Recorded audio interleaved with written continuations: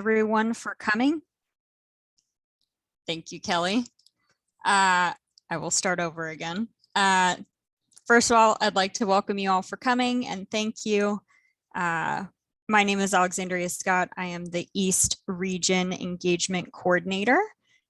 In this role, I help members of the community engage in department activities and projects so that they are empowered to speak into and help shape their water future. For the purposes of the conversation today, I will be your facilitator. This is the first session in a series of sessions where we will be covering topics in the Division 512 rulemaking. These are the rules that govern groundwater use for the Melchior Lake Administrative Basin, which includes but is not limited to the Harney Basin. And we will be covering the different groundwater management tools that the department has for addressing groundwater level declines in these sessions. So these sessions are optional. They're open to the public, but they are also for our Division 512 Rules Advisory Committee members. I will ask members of the Rules Advisory Committee to identify yourselves in the chat if you can. That way folks that are joining us as members of the public know who you are. So with that, I will move on to just a couple ground rules before we get started. So if you have a question, we're going to do the first portion as a presentation. We did send Rules Advisory Committee members and make it available on our Division 512 webpage a recording.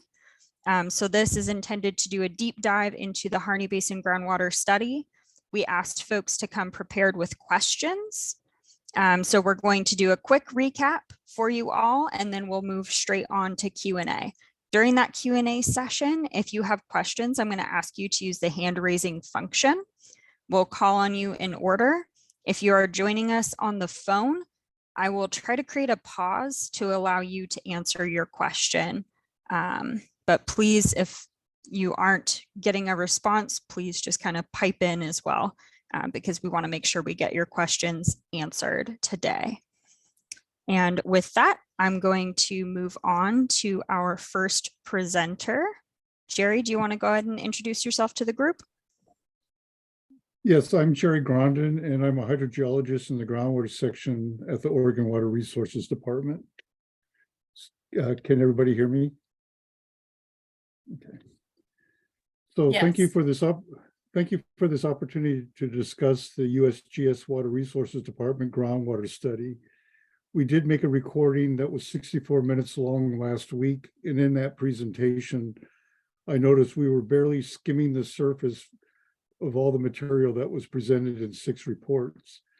This is a much abbreviated version of that presentation. So today we're just skipping the rock across the surface.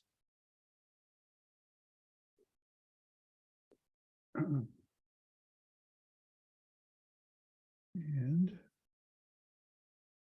the slides are not. Okay. So this presentation is divided into the following sections or components. The key takeaways, the Harney Basin groundwater study area and reports, the first 3 takeaways, and then we'll talk a little bit more about the groundwater budget and then get into the 4th takeaway, and then the conclusion, which is just a resummary of the takeaways that we begin this presentation, and then the list of references.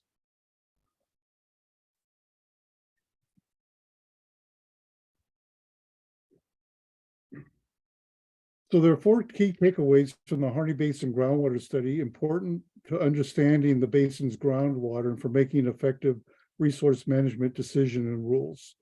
First, most of the Harney Basin groundwater is ancient, recharged from 5,000 to 30,000 years ago. Modern groundwater, that is water recharged after 1953, is limited to a thin, shallow zone beneath the recharge areas. Second, the geology in general, or the hydrostratigraphy in particular, is a major key to understanding the Harney Basin groundwater and finding solutions to the groundwater problems. Third, Harney Basin groundwater is a single hydraulically connected groundwater flow system, a continuum vertically and laterally. No impermeable barriers to groundwater flow are known to exist. But having said that, there are many significant variations that relate to the various geologic hydrostratigraphic units and their hydraulic properties. And fourth, the Harney Basin groundwater budget balances in the uplands, but does not balance in the lowlands, where there's a deficit of 110,000 acre feet per year. Now, 110,000 acre feet is enough water to cover nearly 172 square miles with 1 foot of water, or to stack water more than 15¾ miles high on a single football field, about twice as high as most airlines fly. The more than 5,000 square mile Harney Basin groundwater study area is the color shaded area in both maps. The study area is located in the northern portion of the Water Resources Malheur Lake Administrative Basin, and that administrative basin is outlined in a heavy black outline.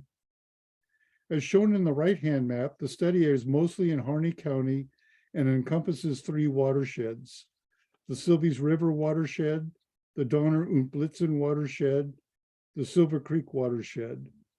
And those watersheds were defined by the Oregon Water Resources Board and published in 1967.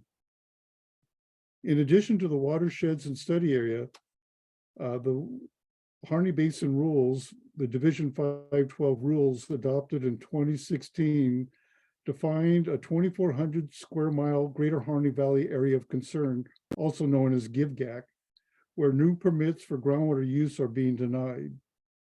The GIVGAC is the black hatched area in the left map and the black striped area in the right map. This presentation summarizes the groundwater study results published in 6 reports, 2 primary reports by the USGS and 4 supporting reports by the Water Resources Department, and 2 fact sheets, one by the USGS and one by Water Resources. The groundwater study water budget divides the study area for analyses, discussion, and comparison reasons only. First, it divides the study area into regions that are all hydraulically connected, the north, south, and west regions. These regions are similar to the watersheds, but they are different. The regions include groundwater considerations, whereas the watersheds are based solely on surface water considerations. And secondly, the water budget divided the study area into uplands, which is outside the yellow boundary area, and the lowlands, which is inside the yellow boundary area. And these uplands and lowlands are hydraulically connected. The lowlands are about 1,000 square miles within the center of the basin and is generally based upon the mapped extent of Quaternary alluvium, which is sedimentary deposits of clay, silt, sand, and gravel, generally less than 2.5 million years old. So our first takeaway, most of the Harney Basin groundwater is ancient. The steady water chemistry tells us most of the Harney Basin groundwater is ancient. Much of the deep upland groundwater and most of the lowland groundwater was recharged 5,000 to 30,000 years ago when conditions were cooler and wetter than today.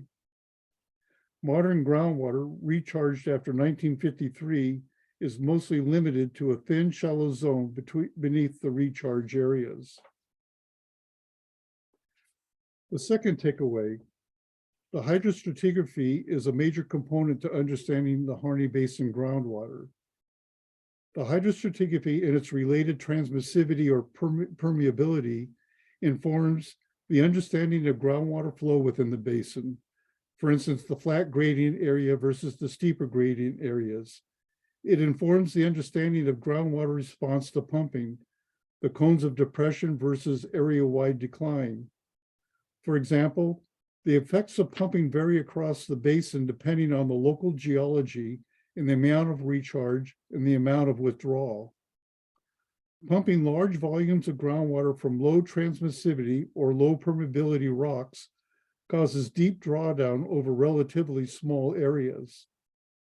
whereas pumping large volumes of groundwater from high transmissivity or high permeability rocks causes shallow drawdown over a broad area. And then the hydrostratigraphy helps inform the understanding of the water budget within the basin, basically what controls the recharge and the discharge. The third takeaway is the groundwater in the basin is a single hydraulically connected system, a continuum. Groundwater generally flows towards the Harney and Malheur lakes from the surrounding uplands. Groundwater from land surface to depth is hydraulically connected, even when static water levels and water level trends differ. Groundwater from location to location is hydraulically connected, even when groundwater source and flow paths differ. The hydrostratigraphy is the predominant control on groundwater flow and the response to development. The water chemistry data supports this finding. Chemical changes with depth and with location have logical explanations, including, but not limited to, mixing and chemical processes. So now let's talk about the groundwater budget. Let's begin with concepts. During pre-development, there's a dynamic equilibrium where inflow equals outflow. Natural inflow to groundwater includes precipitation, surface water loss to the subsurface, groundwater inflow from the neighboring areas. Natural groundwater outflow includes groundwater outflow to surface water, evaporation, plant transpiration, and groundwater outflow to neighboring areas. The groundwater levels are steady long-term, but can have short-term variability. And stored water is not static, but moves from where inflow occurs to where outflow occurs, similar to water moving through a lake or a reservoir.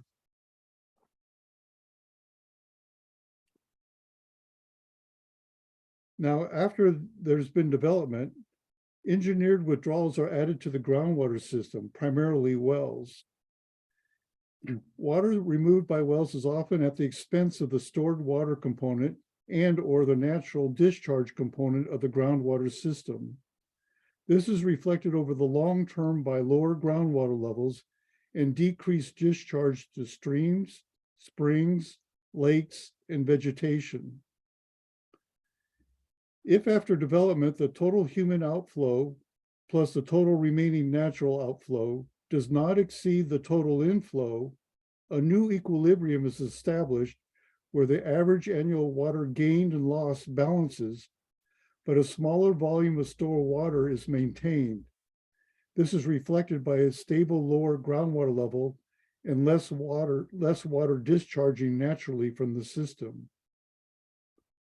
However, if after development, the total human outflow plus the total remaining natural outflow does exceed the total inflow, the average annual water gained and lost does not balance, and the imbalance is at the expense of stored groundwater component, which shrinks over time, reflected by groundwater level declines over the long term, and at the expense of the natural discharge component, which shrinks and may stop over the long term.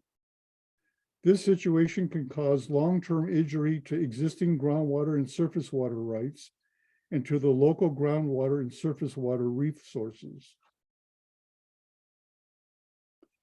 This slide lists many of the data sources used to determine the Harney Basin water budget. The water budget details and results are presented in detail in Garcia and others, and the water budget's presented in summary in Gingrich and others. The irrigation usage is provided in detail in Beamer and Hoskinson, and the non-irrigation usage is provided in detail in Grondin.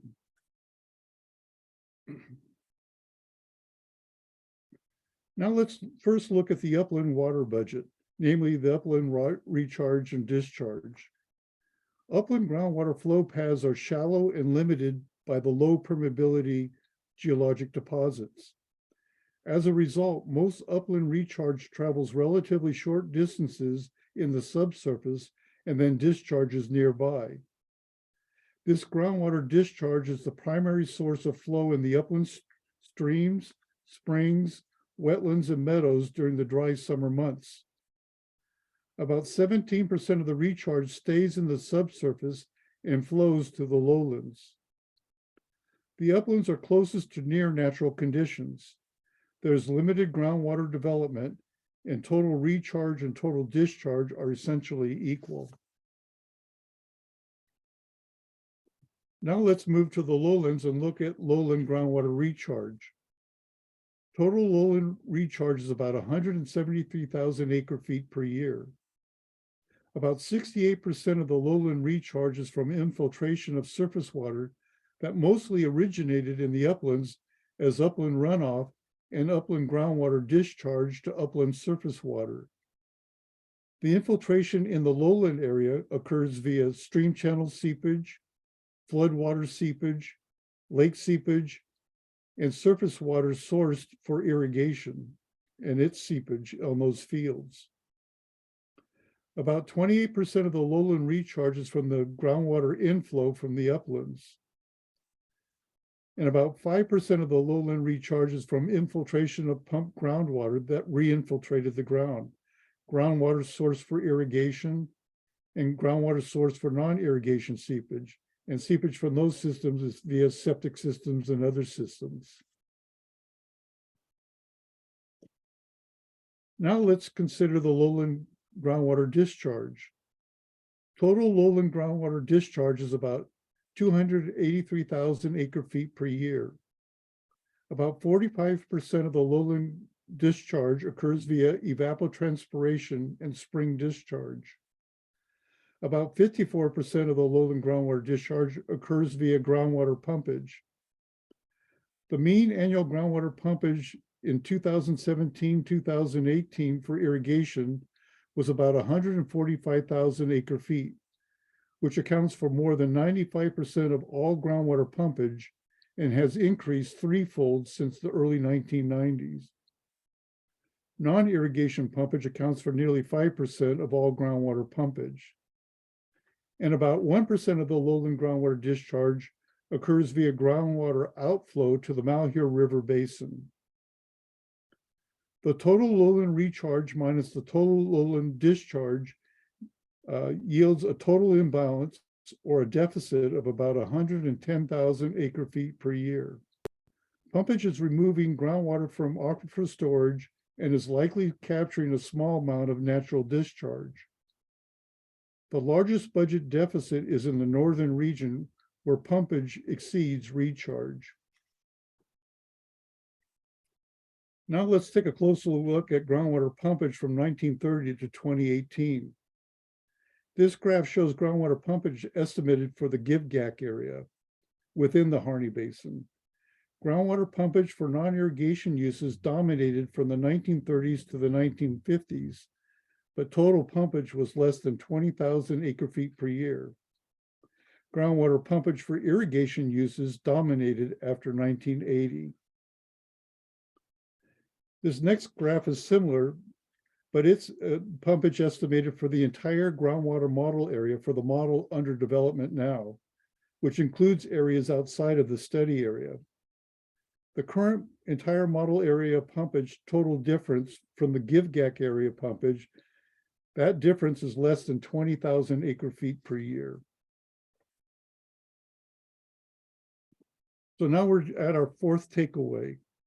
Harney Basin groundwater budget balances in the uplands and does not balance in the lowlands.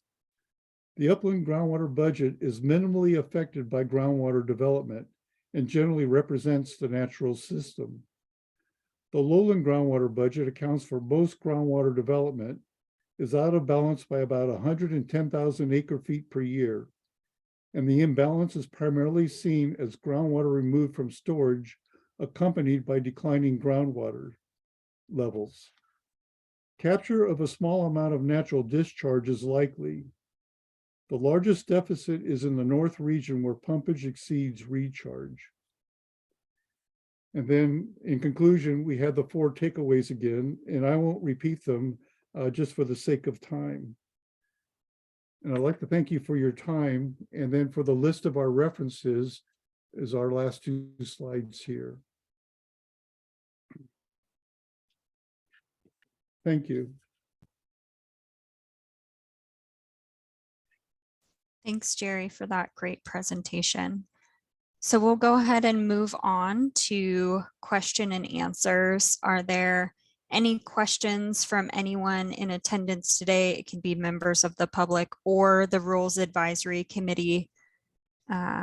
We also have two folks that I want to highlight that served on our Groundwater Study Advisory Committee. So Karen Moon and Representative Mark Owens both served on our Groundwater Study Advisory Committee. You two are welcome to share kind of what that experience was like for you as well, or any key takeaways or kind of learnings that you had as being part of that process as well. So this is really an open floor chance for folks to either share how that Groundwater Study Advisory Committee experience was for you, or for folks to ask us any questions you may have around the groundwater study. And I will also keep an eye on the chat just in case someone drops a question in the chat for me.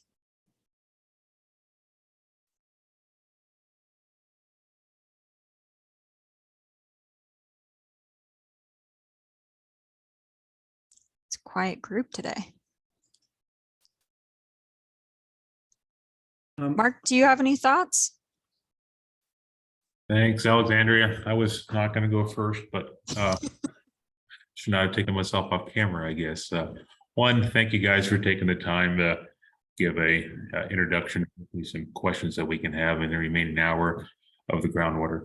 The GWAC was, or the Study Advisory Committee was very good for me. I mean, it gave me a broad sense of the hydrology in the basin, and answered a lot of the questions on how the water travels through, how the water gets here, and how we use the water. Kind of like Jerry just said, the biggest takeaway for me was the age of the water, that most of the water is several thousand years. And as Jerry said, the only modern water is where it bifurcates out and is close to the flood meadows. Yes, that was the most enlightening and probably the most scary part. That even if we go back into a wet cycle like we did this last winter, how many of those would we have to have in order to start to make a difference in the water we extracted? I wouldn't be alive, I don't think. So that was I guess the eye opener for me, is we're going to have to use considerably less water than what we're using now. I guess my question to Jerry, and something that still is hard for me to wrap my mind around, is if it's all the same water, Jerry, why are some places showing more of an acute decline than others? And if we make a correction in one area, will that affect areas that are downstream in a temporal period of time? You say most of the declines are happening in the north, which I agree with, but how is the water connected to the south? And if we do anything in the north, does it make a difference in the south, and vice versa? So it's a continuum across the basins, and then you have a change of geology as you move from one place to another. And so that geology affects how the pumping signal, distributes itself and spreads across the basin. So as I mentioned, where you have low permeability and pumping going on in the low permeability areas, you get these big drawdowns, but the extent of the cone of depression is fairly limited geographically. It will expand with time, but it takes time for it to expand out from that. And then in other areas where you have high permeability, you get smaller drawdowns because it's capturing water from a much bigger area, and so the impact is over a huge area, but because it's capturing it over a larger area, the drawdowns on an annual basis is going to be smaller. Now, in answer to your question, let's take a look at the development that happened in the Weaver Springs area north of Harney Lake. The lowest point before all the development was Harney Lake. With the development that happened, the lowest point for groundwater flow is now about 6 miles north of Harney Lake in the Weaver Springs area. And so the flow paths have been diverted away from Harney Lake towards that low point at Weaver Springs. And so water that is coming out of the north is getting captured by that cone of depression and not moving beyond it towards Harney Lake. And water coming north from the south, rather than terminating at Harney Lake, will continue onward towards that Weaver Springs area. And so that's the kind of impact. So, to extend, further south into the Blitzen valleys, it would take, more drawdown to happen. But, if things got bad enough, you can extend your impacts, a significant difference into these neighboring regions. But again, how these,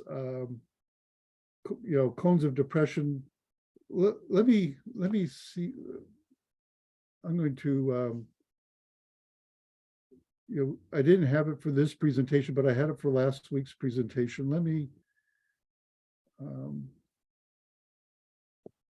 trying to get that slide up here.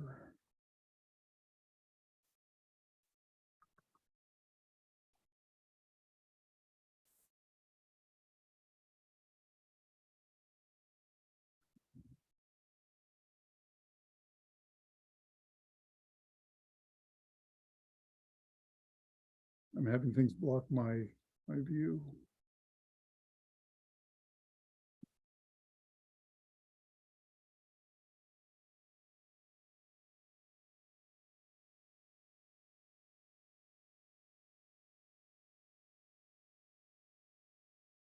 Anyway, what I wanted to show, let me just go ahead and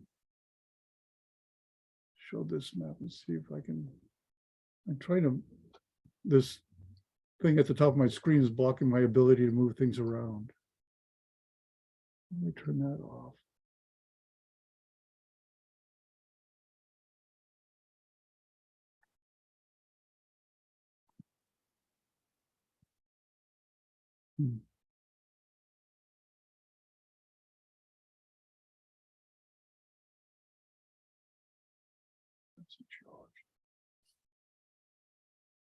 What I'm trying to get here is the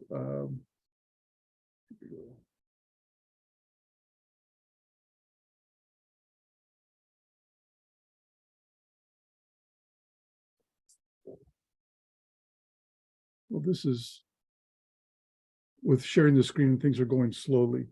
But anyway, okay, here we go.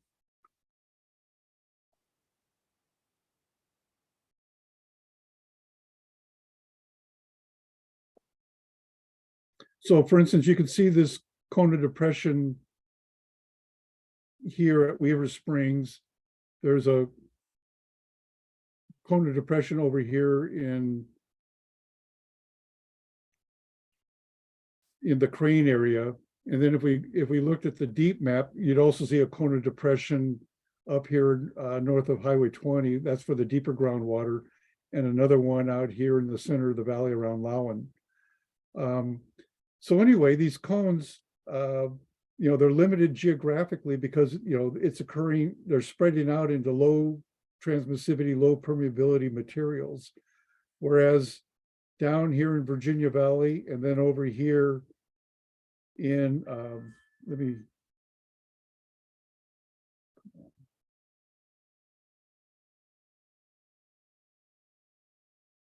things are running pretty slow. Over here in the Silver Creek area, and I'm sorry that the screen is running so slow.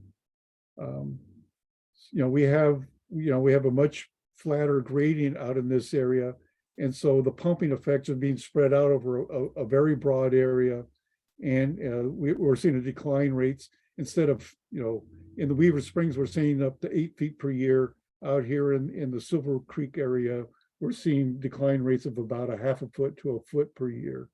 And that has to do with the fact that it's capturing water over a much broader area. And so that, it has to do with the fact that you have a higher permeability to allow water to be impacted that way. But eventually, you know, this cone of depression at Weaver Springs, you know, it's slowly spreading out further to the south and further to the north. And with time, you know, we'll intercept, you know, further into the lakes and, you know, further towards the Blitzen Valley, you know, if left unchecked. But, you know, again, the low permeability materials is kind of slowing down the spread of that cone. You know, so how fast that cone will spread out, that's one of the things that we're looking forward to the model to kind of get a sense as to if we were to, you know, not do anything, you know, how bad would things look, you know, after a certain amount of time. Did that answer your question, Mark? It does somewhat, Alexandria, but one last question, Jerry, and then I'll move on and listen. So anecdotally, we've heard some of our shallow wells up in the north this spring actually came up considerably. How is that water getting down into those 80, 100-foot wells within 1 year? Well, in the north, you know, you have water coming out of the uplands, so you have the alluvial fans coming out of those uplands. So you have coarser grain deposits near the foothills of those northern uplands, north of Highway 20. And so there's coarser grain material that's going to be more receptive to recharge than as you get further out into the valley and south of Highway 20, where it gets finer and finer grained as you get further and further south. And so the recharge is more difficult as you get further south, as you get into those finer grained sediments. But further to the north, along the stream channels and things like that, you have the coarser grain deposits that is going to allow water to, you know, seep in, you know, not real easily, but more easily than it would in the finer grain materials. So it is possible that that's actually recharge and not just a pressure differential from the water coming out. You're breaking up. I couldn't hear your question. So Jerry, is it possible that's actually recharging those shallow wells? Or I know in previous conversation, we've talked about the pressure of the bifurcating water causing a response in water tables to come up in wells.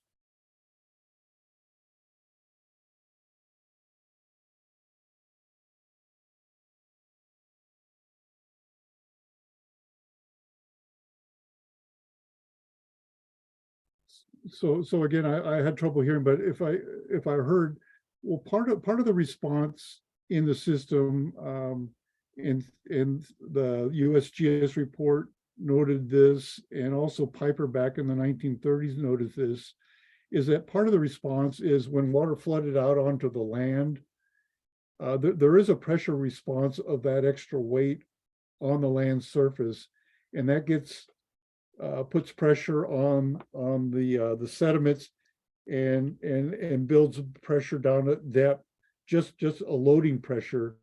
And so you'll see a groundwater response based on that. So you know, so part of the response can be part of that loading as well as you know, part of the recharge. The again, you know, it has to do with, you know, where that water is flowing and how coarse that material is and how that is distributed. But, you know, near the base of those uplands, there is that opportunity for some recharge to occur. And then, you know, that's going to put pressure on the water that's downgrading of it. And you'll see that response, you know, with a groundwater level rise. It's a pressure response in a lot of cases. Thanks, Jerry. And Jerry, it looks like there's a question in the chat from John Short. He said, since groundwater transfers can only be moved within the same source, should deep well groundwater transfers be allowed throughout the lowlands?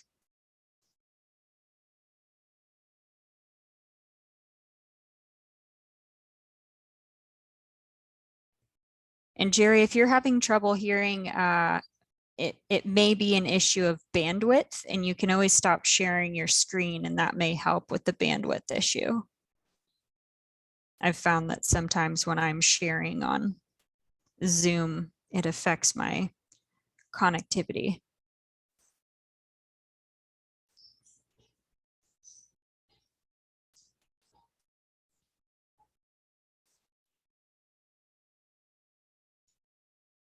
We can't hear you, Jerry. Yeah, I'm trying to Oh, shut there we go. down the screen share right now.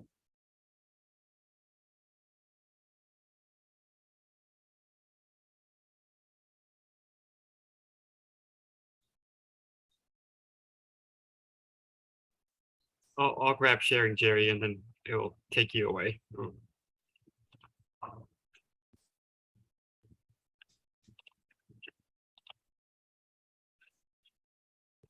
I'm just going to stop sharing. Okay, that should be better.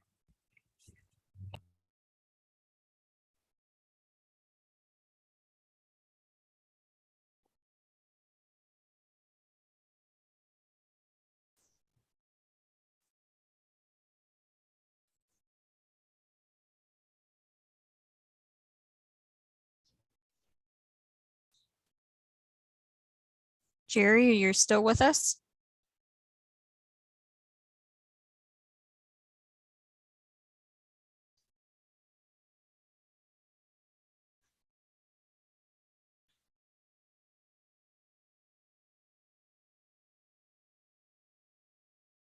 Jerry's connectivity might be cutting out there. While Jerry is trying to get his connectivity back, Tim Seymour, do you have anything you want to add on this matter as the groundwater manager? Yeah, so what I would say is that conversations around transfers and how we process transfers, how we make a determination of same source for the lowlands is likely going to be something we're going to discuss with the broader RAC. And I don't think that this specific place is the place to talk about how we're going to handle those transfers and how we make that determination of same source. I would like to hear Jerry's thoughts on how the different portions of the deeper system interact and how those groundwater flow paths work and what the timeline is for groundwater flowing from point to point within that deep groundwater system.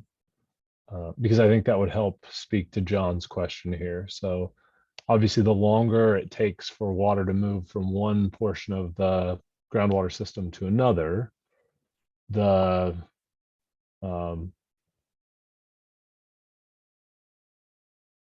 more a transfer from pumping in one place to another is not pumping the same water, right? So if it takes, just making numbers up here, right? If it takes 1,000 years for groundwater to flow from one point in the system to another point in the system, a groundwater pumping transfer from that first place in the system to the second place in the system is not technically tapping the same molecules of water.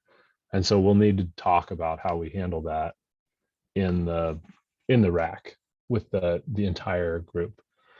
And I think it's important to understand from the purposes of the groundwater study that we have data that helps us understand what those flow paths look like and what some of those timelines look like. And so I'd want Jerry to speak on that.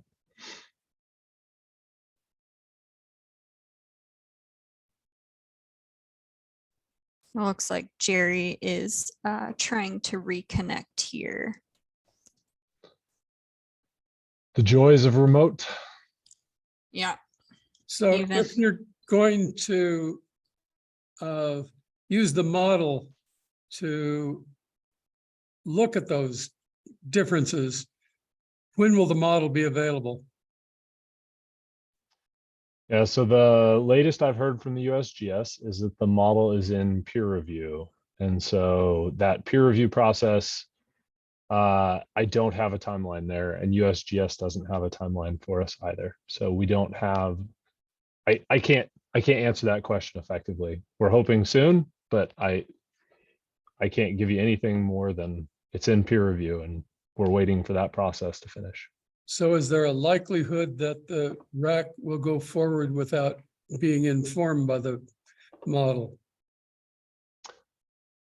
So we're going to have to proceed forward, talking about rule language and going through this process. Absolutely.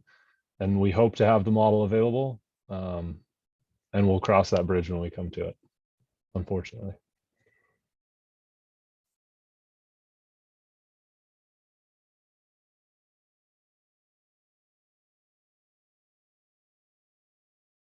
Hey, Kelly and Alexandria, do you think it would help if some of the OWRD people dropped off in terms of bandwidth? Do you think that's an issue at all?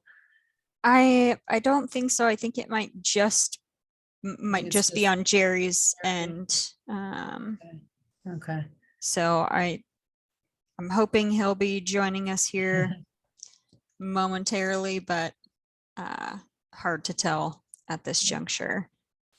I don't know. I guess the other thing we could do here, Alexandria, is we could just take a list of questions and we can then try to get a response back from Jerry when he's back online. So are there any others with questions related to the groundwater study and the information Jerry presented?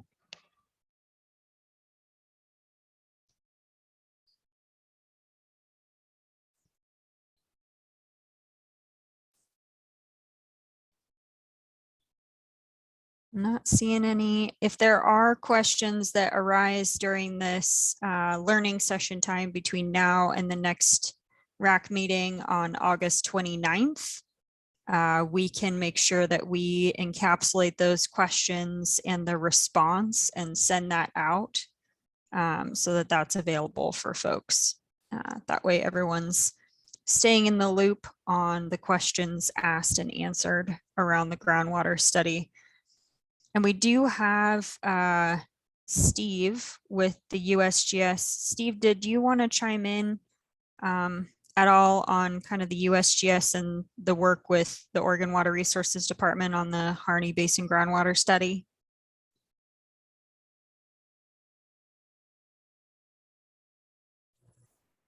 All right, can you hear me? Yep, we can hear you. Great. I wasn't prepared to talk at all, so thanks for putting me on the spot here. Gosh, yeah, I mean, I think the study went very well. I think we learned, it was kind of eye-opening, especially as everyone's mentioned, that the age of the water, I think was, it's one of the biggest takeaways I think we all came away with. Essentially you're mining groundwater, out of the lowlands that's not being replenished at the rate that it's, that you're taking it out. That was a huge finding for us. And I think just adding up the, all the ins and outs of the system was really useful. And I think someone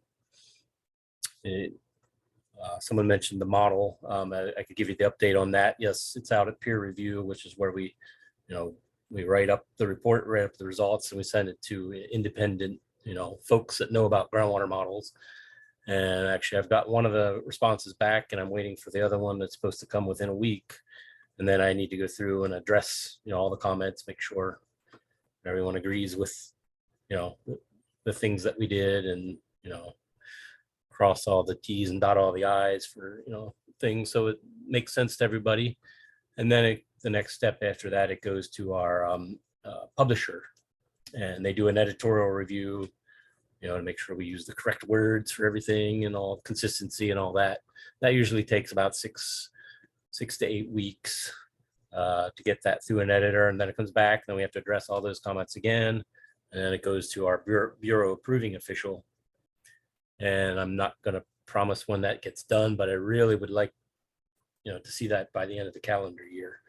I think if we can turn it around from the review comments, the first set I got, there was no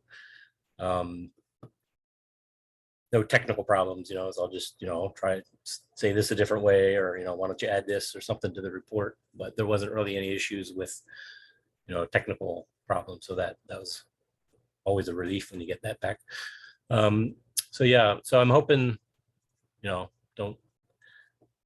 don't hold me to this, but I'm hoping by the end of the calendar year, that can be pretty close to being out the door for everybody. So yeah. Thanks, Steve. I know you Sure. weren't intending on speaking, but since we were acknowledging the amount of work, it seemed appropriate to at least highlight that you were here and thank the USGS for all the great work that they did. And it looks like Karen Moon's got her hand up for a question. Might be Ken actually asking the question. Yes. The question is, Steve, will the model be able to be used after you get the peer review comments and before you get final publication by the department? They're aware. I mean, they're part co-authors, so they know what's in the Right. model. They know the results that are going to be in there, so they'll be able to incorporate them, but not officially can't be referred to till it gets our director's approval. Right. But I mean, unofficially, yes, they know what's in there and know the kind of things that's out there. So it's really the final stamp of approval. Once that's done, they can use all the results or take the model and run, other scenarios rather than, more than what we'll have in the report. So they could do model runs as long as they're not officially identified as a USGS model. Internally they can, I would say, but not, nothing that they can release yet until it's Okay. final and approved. Yeah. Be nice to have the tools. Yeah. One other question to Steve. Is there a specific area of greatest uncertainty on the groundwater budget that you have? I mean, everyone would probably give you a different answer. I would say the amount of flow that comes from the uplands to the lowlands is really, it's basically an estimate, it's Right. we're And figuring the out what's going recharge on. from the uplands appears, from the flood irrigated wet meadows appears to be a residual rather than a direct estimate. Is that Right. Yeah. I mean, that's not really possible to measure that. And then any of the underflow from, the uplands directly into the lowlands. Okay. There's no way to measure that. So Right. with our groundwater model, I can look at estimates and, see how they compare with the estimates we came up with, Right. and that kind of helps, the physics of the system will help validate, those numbers, but they're some of the numbers that, just can't be measured, Right. So Okay. I would say out of all the numbers, those are the toughest to come up with. Thank you. Yeah. And I believe Jerry's trying to get back into the meeting, but I just did drop in the chat just because I'm seeing a few faces that are newer to me that are not on our Rules Advisory Committee. So I dropped in the chat the link to the Oregon Water Resources Department's webpage for the Harney Basin groundwater study. So on that page, you'll find a page specifically that has the materials from Groundwater Study Advisory Committee meetings, the roster of folks that served on that, their charter presentations that they had and received, as well as all of the technical reports from the study that Jerry mentioned and referenced in his presentation. So there's a lot of great resources around the groundwater study on that page if you're not familiar with it. We also can provide copies of the full groundwater study if anyone is interested in diving in that. We've also passed around printed copies of key takeaways documents. So I know Karen's got some of those at the Watershed Council.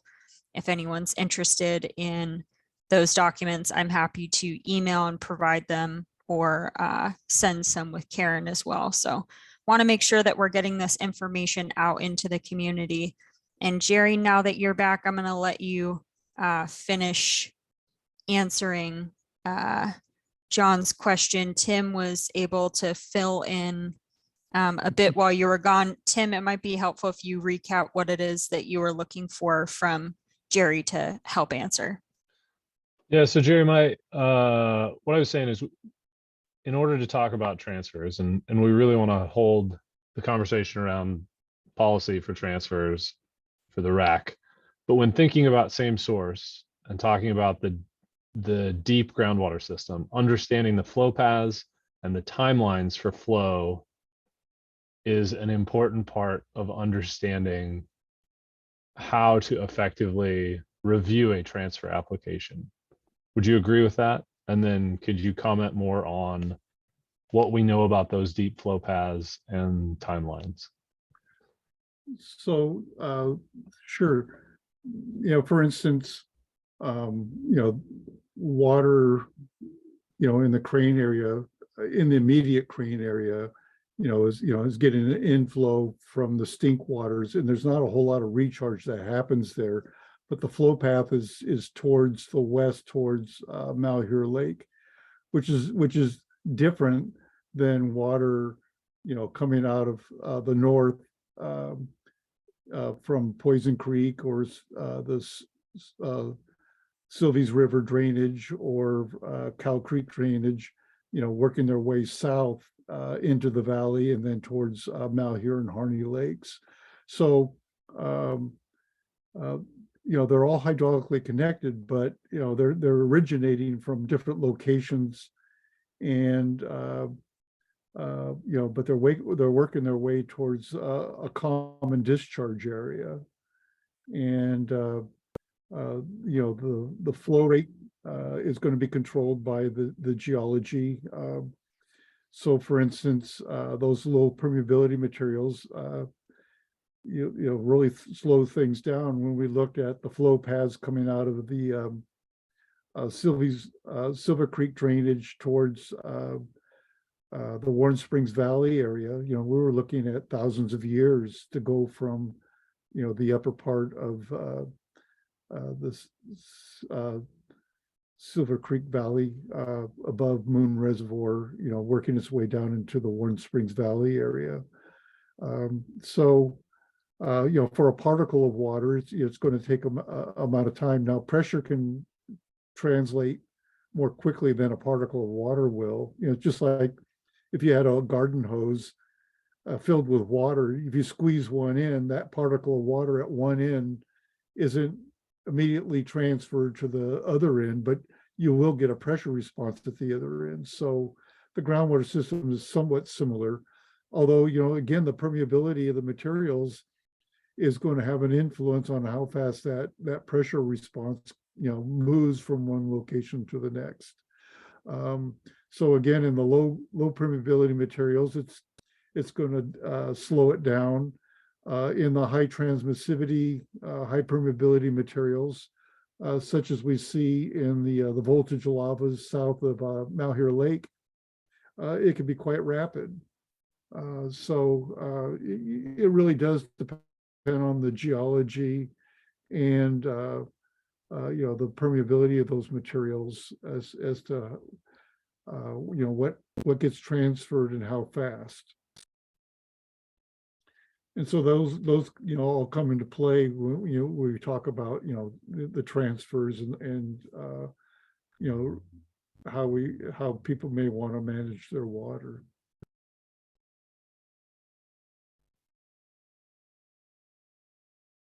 And I apologize that I was offline for so long. It was my computer just went completely bonkers, and even trying to reboot was giving me fits.